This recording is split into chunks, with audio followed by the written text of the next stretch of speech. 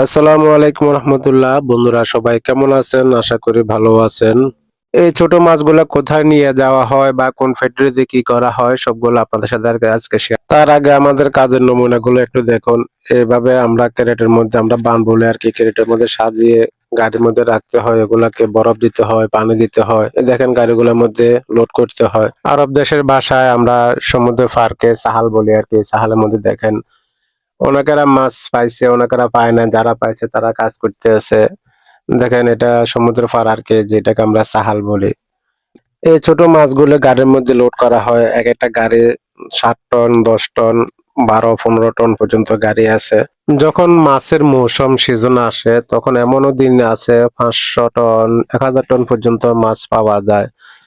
আল্লাহর রিজিক, আল্লাহর একটা এমন একটা নিয়ামত। আমরা যতটুকু জানি এই মাছের মাধ্যমে ওমান আরো উন্নতি হচ্ছে, আগেও দোয়া করে আরো উন্নতি হোক। তো দেখেন সমুদ্র পাড়ে এভাবে পাখিগুলো উঠতে থাকে। যখন মাছের সিজন আসে পাখিও আসে মাছ খেতে। তখন এগুলো আমাদের কাছে নিজেরা উপভোগ করি, ভালো লাগে। যাই হোক, আমরা এখন ফ্যাক্টরির উদ্দেশ্যে রওনা দিব। যে ফ্যাক্টরিতে মাছগুলো নিয়ে যাওয়া হয়। আসলে মূলত ফ্যাক্টরির মধ্যেও বেশিরভাগ কর্মরত যারা আছে আহ ইন্ডিয়ানই বেশি, বাঙালি কমে। তো এই ফ্যাক্টরির মাধ্যমে আমরা যতটুকু জানি এখানে এগুলাকে মিশিং এর মাধ্যমে পাউডার বানানো হয় মাছগুলাকে। বসি বলি আর কি আমরা, যেটাকে পাউডার বা বসি, মাছের খাদ্য। আবার ওয়েলও তৈরি হয় মাছগুলা দিয়ে। ফ্যাক্টরির ভিতরে যদিও মোবাইল এবং কি আপনাদেরকে ভিডিও দেখাতে পারবো না, তবে বাহিরের অংশ যতটুকু পারবো আমি চেষ্টা করব দেখাতে। কারণ এমনিতে ঘুরতে যাওয়া যায়, সমস্যা নাই। তবে মোবাইল নিয়ে যাওয়া বা ভিডিও ধারণ করা নিষেধ আর কি। সিসি ক্যামেরা চারিদিকে আছে। এই গাড়িগুলো দেখতেছেন যেগুলা সবগুলো হচ্ছে মাছের গাড়ি। এখন মূলত সিজন কম।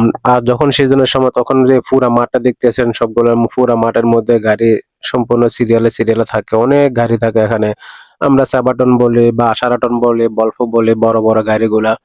তো এই গাড়িগুলা মূলত এখানে ফ্যাক্টরিতে নিয়ে আসার পরে এগুলা এখানেও যে আমরা বাঙালিরা যেমন সমুদ্র পাড়ে কাজ করি, এখানেও বাঙালিরা কাজ করে। ইন্ডিয়ানিরা যদিও ভালো পদে আছে, এখানে ইন্ডিয়ানি বেশি কাজ করে। যে সমস্ত মাছগুলো অতিরিক্ত ছোট, এই মাছগুলো এই ফ্যাক্টরিতে নিয়ে আসা হয় আর কি মূলত।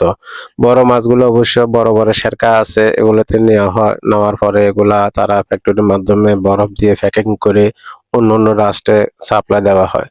তো এটা হচ্ছে ছোট মাছের ফ্যাক্টরি। যেহেতু এটা ছোট মাছ, এগুলাকে মিশিং এর মাধ্যমে এগুলাকে পাউডার বা তেল বানানো হয়। তো বন্ধুরা, এ হচ্ছে আমাদের কাজের নমুনা। ভিডিওটা কেমন হলো যদি আমি সাজিয়ে কথাগুলো বলতে পারি না।